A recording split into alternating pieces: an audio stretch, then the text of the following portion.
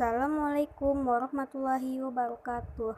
Perkenalkan, nama saya Rahma Handayani dari kelas 10 TKP 1. Ingin mempresentasikan etika profesi dan kode etik. Yang pertama ada pengertian etika profesi. Etika profesi adalah suatu sikap etis yang dimiliki seorang profesional sebagai bagian integral dari sikap hidup dalam mengembangkan tugasnya, serta menerapkan norma-norma etis umum pada bidang-bidang khusus profesi dalam kehidupan manusia. Etika profesi atau kode etik profesi sangat berhubungan dengan bidang pekerjaan tertentu yang berhubungan langsung dengan masyarakat atau konsumen. Kode etik profesi ini berperan sebagai sistem norma, nilai, dan aturan profesional secara tertulis yang dengan tegas menyatakan apa yang benar atau baik dan apa yang tidak benar atau tidak baik bagi seorang profesional. Lalu yang kedua, di sini ada etika profesi menurut para ahli. Yang pertama ada Anang Usman. Menurut Anang Usman, etika profesi adalah sikap hidup untuk memenuhi kebutuhan pelayanan profesional dari klien dengan keterlibatan dan keahlian sebagai pelayanan dalam rangka kewajiban masyarakat sebagai keseluruhan terhadap para anggota masyarakat yang membutuhkan dengan disertai refleksi yang seksama. Yang kedua dari Siti Rahayu. Menurut Siti Rahayu 2010, pengertian etika profesi adalah kode etik untuk profesi tertentu dan karena harus dimengerti selayaknya, bukan sebagai etika absolut. Yang ketiga, menurut Kaiser. Menurut Kaiser, pengertian etika profesi adalah sikap hidup berupa keadilan untuk memberikan pelayanan profesional terhadap masyarakat dengan penuh ketertiban dan keahlian sebagai pelayanan dalam rangka melaksanakan tugas berupa kewajiban terhadap masyarakat. Lalu di sini juga ada prinsip dasar etika profesi. Yang pertama ada prinsip tanggung jawab. Setiap profesional harus bertanggung jawab terhadap pelaksanaan suatu pekerjaan dan juga terhadap hasilnya. Yang kedua juga ada prinsip keadilan. Pada prinsip ini, setiap profesional dituntut untuk mengedepankan keadilan dalam menjalankan pekerjaannya. Dalam hal ini, keadilan harus diberikan kepada siapa aja yang berhak. Yang ketiga ada prinsip otonomi. Setiap profesional memiliki wewenang dan kebebasan dalam menjalankan pekerjaan sesuai dengan profesinya.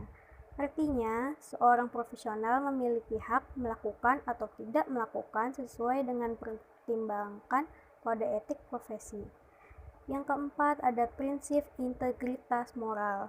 Integritas moral adalah kualitas kejujuran dan prinsip moral dalam diri seseorang yang dilakukan secara konsisten dalam menjalankan profesinya. Artinya, seorang profesional harus memiliki komitmen pribadi untuk menjaga kepentingan profesinya, dirinya, dan masyarakat. Selanjutnya ada fungsi dan tujuan etika profesi. Fungsi kode etik profesi yang pertama, sebagai pedoman bagi semua anggota suatu profesi tentang prinsip profesionalitas yang ditetapkan. Yang kedua, sebagai alat kontrol sosial bagi masyarakat umum terhadap suatu profesi tertentu. Yang ketiga, sebagai sarana untuk mencegah campur tangan dari pihak lain di luar organisasi terkait hubungan etika dalam keanggotaan suatu profesi.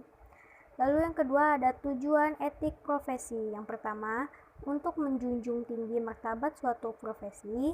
Yang kedua, untuk menjaga dan mengelola kesejahteraan anggota profesi, untuk meningkatkan pengabdian para anggota profesi, lalu untuk membantu meningkatkan mutu suatu profesi, selanjutnya untuk meningkatkan pelayanan suatu profesi di atas keuntungan pribadi, untuk menentukan standar baku bagi suatu profesi, dan yang terakhir untuk meningkatkan kualitas organisasi menjadi lebih profesional dan terjalin lebih erat.